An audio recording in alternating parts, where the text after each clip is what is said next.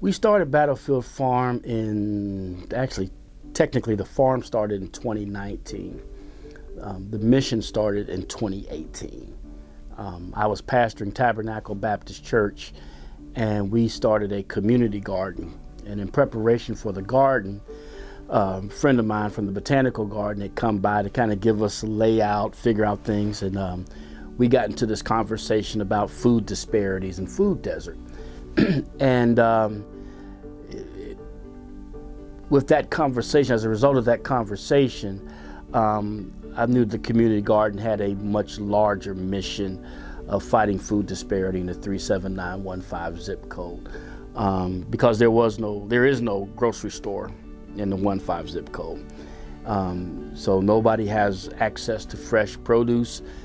Most of the people living in the community, I think 40% are making less than $20,000 a year. Transportation is oftentimes limited, or just public transportation. And we said we can do something about that. So that's how the mission got started, just from that conversation. And then Abbey Field, 2-acre urban farm, it was by the old Standard knitting mill. The young lady that was running it left, and they needed somebody to run it. And I raised my hand, and we rebranded Abbey Field to BattleField Farm. A play on my name, but also because we felt like we're in this war against food disparity. Well, we provide fresh vegetables to the community. We've also established a farmer's market that goes from June through September on Sundays from 1 to 4 in Walter Hardy Park. Again, this means to provide fresh vegetables to the community. We also, we do that, we provide from the farm. We provide fresh vegetables to the community. It's just about the only service that we provide. That's what we set up for. But we do that through Fannie Lou, which is our vegetable van, named after Fannie Lou Hamer, who had she was a civil rights activist who had the Freedom Farm Cooperative in Mississippi. And we named it after her in order to elevate this issue of food disparity and in the community. So we take out fresh produce 2 or 3 times a week. We serve probably over about 300 people each week, and give them fresh produce with our partnership with Nourish Knoxville and Second Harvest. So the USDA says that if 1/3 of your community is living at poverty and more than a mile away from a grocery store or farmer's market, you're considered a food desert. When we started back in 2018, we were 2 miles away where our church was located from the grocery store. And so that's why we were considered a food desert. There was no market in the community until we started one. And then again, as we said, the 37915 zip code has no grocery store. We serve at least about 300 people each week.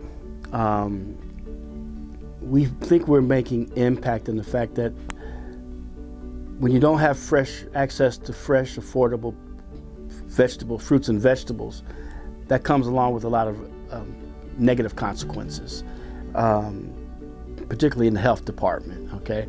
Diabetes, hypertension, health issues. So we feel that we're combating that by giving fresh vegetables away. I've had comments such as one gentleman said he hadn't eaten fresh produce in years. I'm like, I didn't believe my ears. I said, "What did you just say, sir?" He said, "I hadn't eaten fresh produce in years."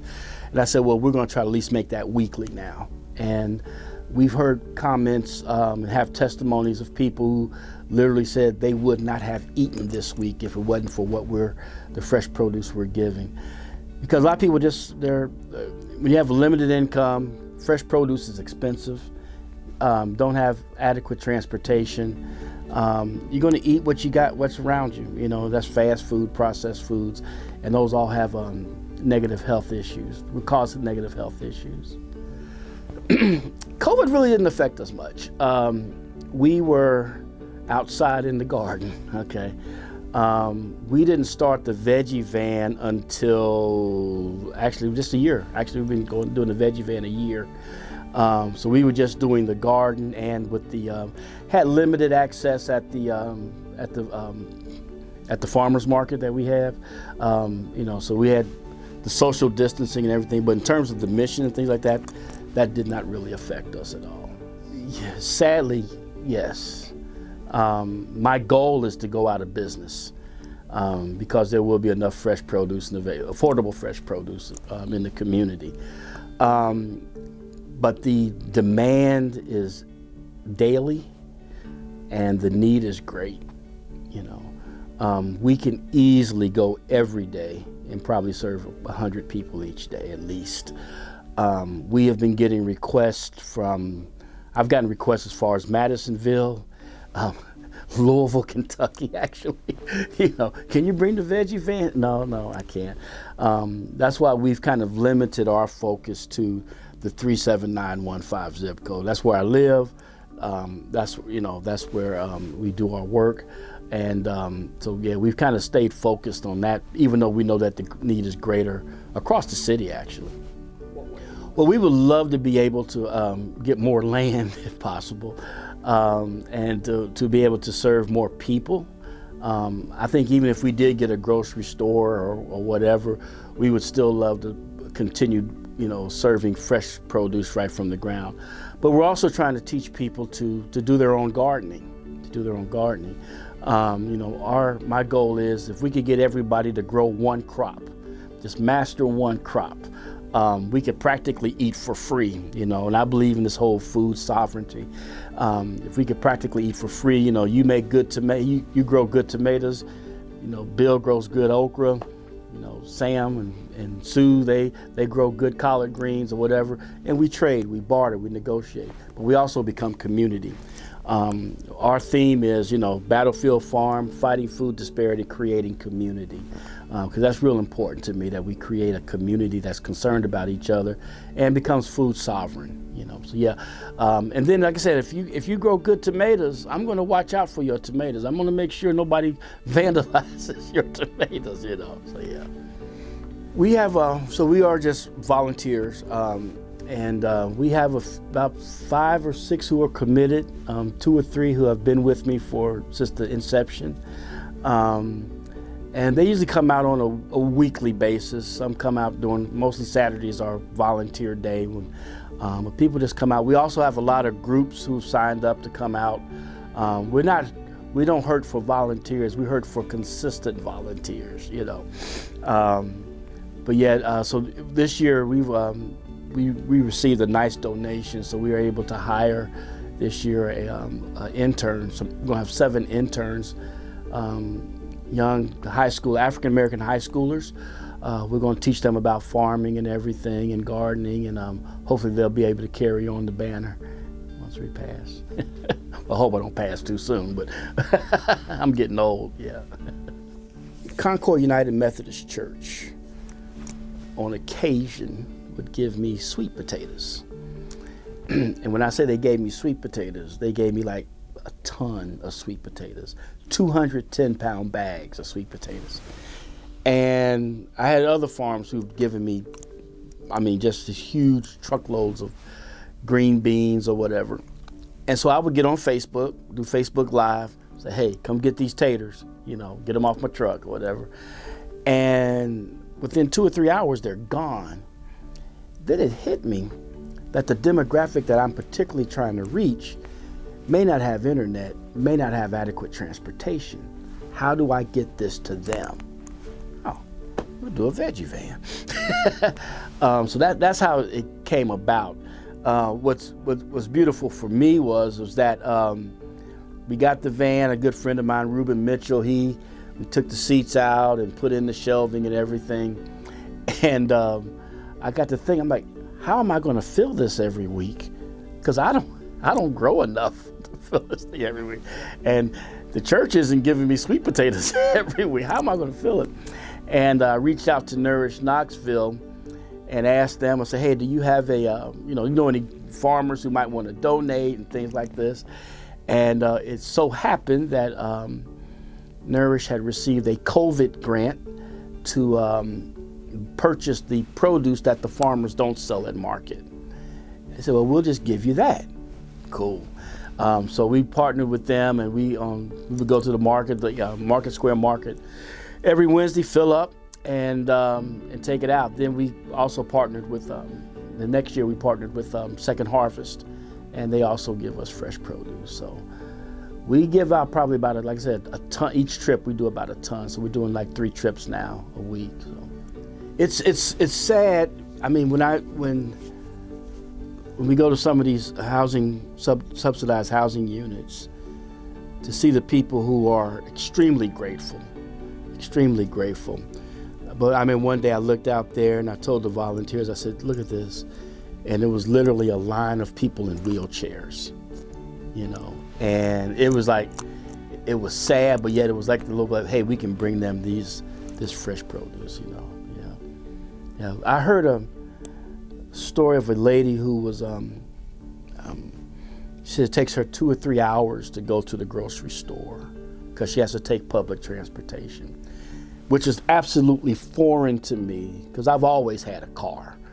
But what got me was when she said, I can only purchase what my walker will allow me to carry, which just floored me, Because like I said, I've always had a car, throw it in the trunk, back seat.